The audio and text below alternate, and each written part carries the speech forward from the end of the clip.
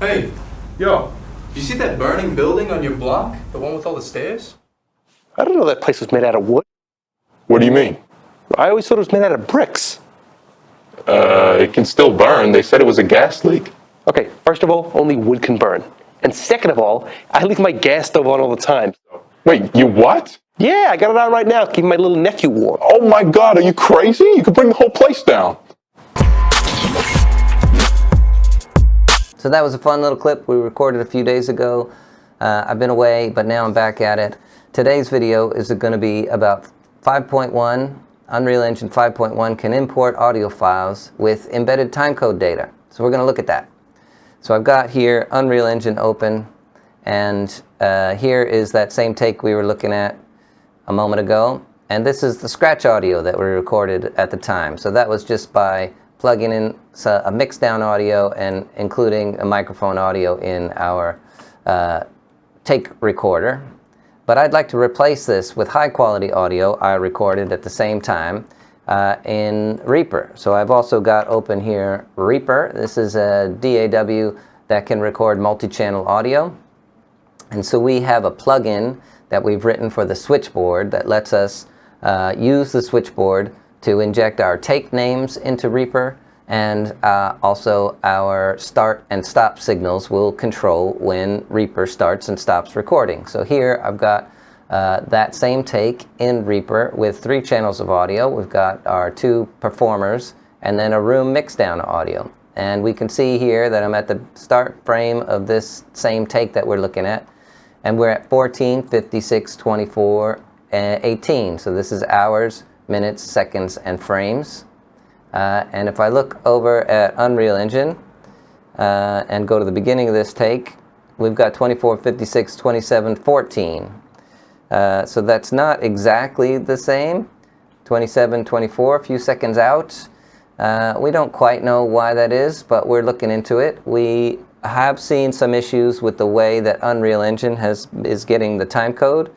We're using OptiTrax, but we're not going to look at that at the moment. But what we're going to look at now is actually seeing if these files are storing this timecode value. So I see on the timeline that they are showing up at the right place. And do these files have that data when we bring it into another application? So I thought an easy way to check this out would be to bring them into DaVinci Resolve and see what that does. So I've got my folder full of takes, audio takes here. And the one that we're looking at there is Nephew 2, I believe. Let's just confirm that. Nephew 3, that's the take we want to look at, Nephew 3. And we've got our 2 channels and the room mic. I only need one of these to do this little test, so I'm just going to bring that in here to my Resolve. I'm on the Edit page, and if I right-click, I should be able to insert selected timeline clips to the timeline using timecode. Start at 1400, yeah, that sounds good. I say create, and then if I am down here and I hit F, down here and I hit F, there it is.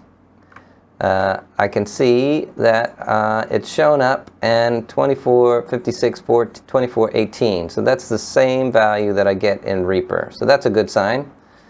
That's indicating that this is getting the timecode. I can also see in the inspector, if I go to the File tab, it's got a timecode value here. So I was curious how this value, where's this value stored? How's it coming through? So I did some poking around to see if I could figure that out. And the first thing that I did was, let's see here, go back to my audio files. First thing that I did was to see if media info could tell me anything. Here's media info, and let's do the text view. And I don't really see any timecode information. I just see the encoded date, which is not the timecode I'm looking for. This is the time of day that the computer has. So we intentionally don't use the time of day from the computer. We set it back an hour so that we know, visually we can tell that we're using the timecode value, not the computer's clock value. So that's how I know that that's not the value we want. So this didn't really help me. Maybe there's a way to see it in there and I just couldn't figure it out. But instead what I went to do was unselect that, and I'll just do a git bash. I used, can I make this bigger? Yeah, let's make that bigger. I used ffprobe to inspect that file. So that is nephew3. You can bring that back. ffprobe, and we'll hide banner, and then look at that file. O3, well, we could do O1, doesn't really matter. nephew underscore 3, nephew take 3, and if I just tab complete and enter, I can see that I have some metadata in that file, including a time reference value. Now this time reference value, I've come to figure out, is the number of samples since midnight. So if I take this and my sample rate, which I know to be 48 hertz, maybe that's listed here somewhere, it is 48 hertz. If I take the number of samples since midnight divided by the sample rate, it will give me the number of seconds since midnight. And I wanted to see if I could find some Python that would let me figure this out. And I did find some Python. I did a little search on the internet, and I found that there's this Timecode package that we can install. So let's just do that.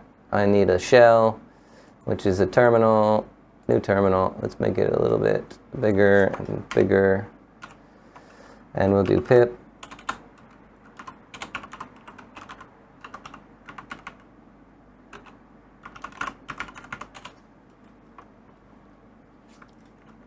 Let's do conda activate. Let's see if that helps.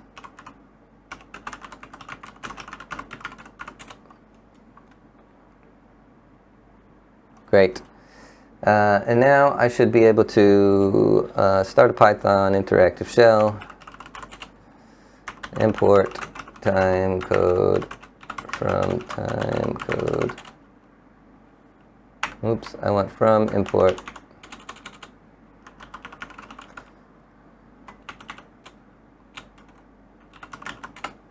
And now I'm going to look at these docs again here to remember how to do this.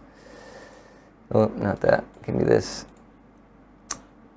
And I'm going to make my start is a variable, let's say, and I need my samples, which we're going to copy. Samples divided by 4,800, so 48,000 for my sample rate, yeah. And that will give me the number of seconds since midnight. And I can make a timecode object with the timecode and the timecode base rate that I'm interested in, and then there's an argument here, start seconds equals start.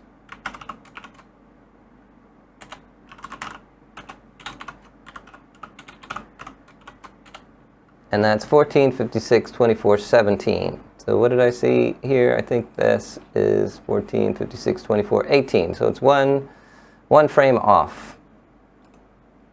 One frame off, and I don't know why that is. But that's still quite close, so that tells me that this is, I'm on the right track. And that's got to be how timecode's coming through.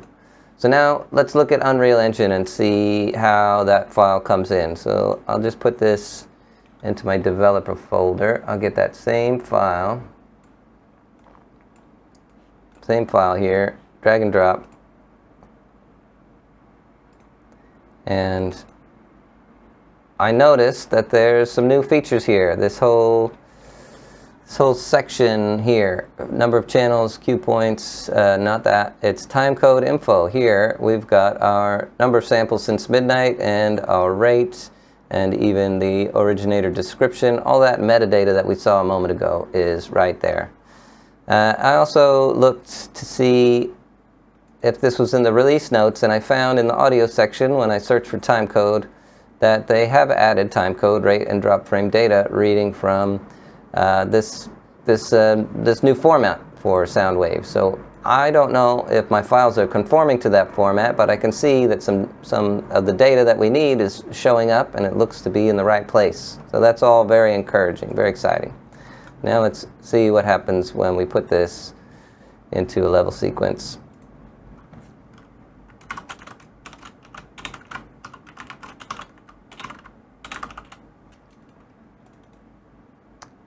I'll get my thing, drag it over here, drop it on there.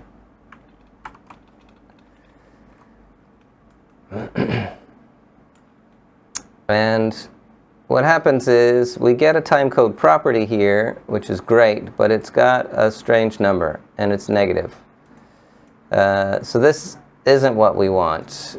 We want, you know, that number we saw a minute ago. We want something a little more like this number. So I don't know why that is, but it means that we can't use the wrench to align it to my other things easily unless we change that value. So we can go in here and change this to the value that we're interested in. This one here. I can just copy it.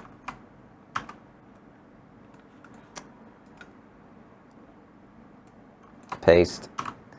So this will actually work when we do the wrench and say align snap sections to timecode, and then if I hit F and I go down here, I can see that I'm at 1456.24.04. So that's a little bit odd. It's close, but not precisely the right frame. Maybe that's because I'm at the wrong time base. And let's try the wrench again, see if that changes anything. I'll move it out into the wrong place, and then it goes to the same place. So that's another thing I'm a little bit unsure. Oh, and it did go to the right place. There we go. No, not the right place. 24 even. Yeah, that's a little bit bizarre. I don't quite know why that is. Anyway, that's still super encouraging that I can set the value here correctly, and that objects have the correct data coming in, and that we can, in our sequences, you know, set the right property and move it. My colleague and I looked at this in the 5.1 preview, and it looked like it was doing the right thing. But here it's not doing the right thing. So there may have been a regression. We're going to poke around in the code and see what we can find. But I thought this was super interesting, really exciting that timecode's getting to be a thing. The next thing I'm going to make a video about will be timecode on FBX assets, when you bring an FBX in. And we'll look at that in another video.